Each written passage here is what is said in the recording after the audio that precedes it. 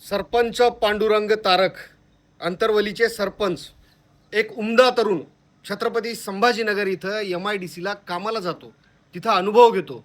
नंतर गुत्तेदारीकडे वळतो. कोरोनामध्ये जसं अनेक व्यवसाय ठप्प झाले, तसंच ह्यांचं पण झालं. नंतर कॉन्ट्रॅक्टरशिप चालू केली. लॉकडाऊनमध्ये गावी आले. शेती सुधरवली. गावाशी नाळ अधिक घट्ट झाली. निवडणूक लढवली, सरपंच झाले. आणि नंतर आपण सगळ्यांनी त्यांना मनोजदादांसोबत पाहिलं.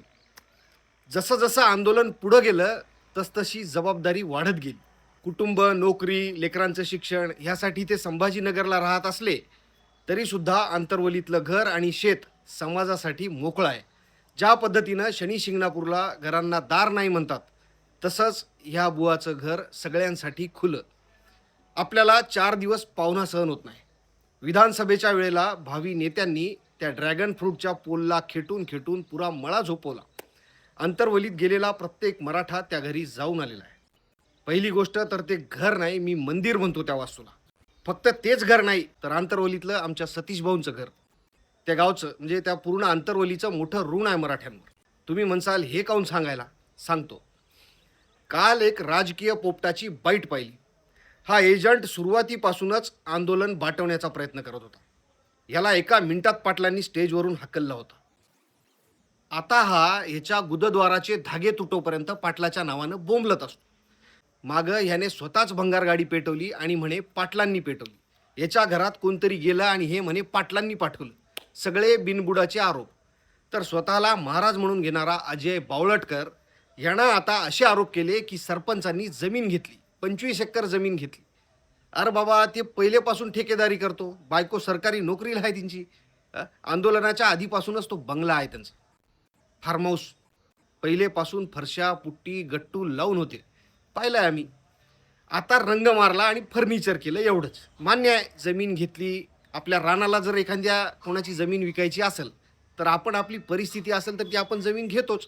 ती 14 एकर जमीन त्यांनी घेतली. हा आंदोलनात फूट पाडण्याचा प्रयत्न आहे. जवळच्या लोकांवर आरोप करायचे, त्यांना बदनाम करायचं, आंदोलनापासून वेगळं करायचं, मराठ्यांच्या मनात भ्रम निर्माण करायचं आणि खुशाल माया जमवायची. दादासोबतचे मराठे स्वाभिमानी मराठे आहेत. घरच्या भाकरी मुंबईपर्यंत पुरवणारे. बारसकर सारखे किती बी आले तरी आंदोलनाला डाग लावू शकणार नाही. आणि सरपंच पांडुरंग तारक यांना सर्व गरजवंत समाजाच्या वतीनं विनंती करतो की तुम्ही असल्या भुरट्या लोकांचं मनावर घेऊ नका हो. आम्हाला माहीत आहे आंदोलनात कोणीच काहीच कमवलं नाही, रुपया कमवला नाही. उलट स्वतःचाच वेळ गेला आणि पैसाही गेला. आणि गेला तरी बी गम नाही, समाजासाठी गेला. आणि असं म्हणणाऱ्या तुमच्यासारखाच मी पण आहे. त्यामुळं ताण घेऊ नका. वेळ गेला पण समाजाच्या लेकरांचा फायदा पण झाला. हे असले किडे मकोडे येत जात राहतात. स्वाभिमानी लोक मागं हटत नाही म्हणून बदनाम केल्या जाते. तुम्ही हत्ती आहात, चालत राहा.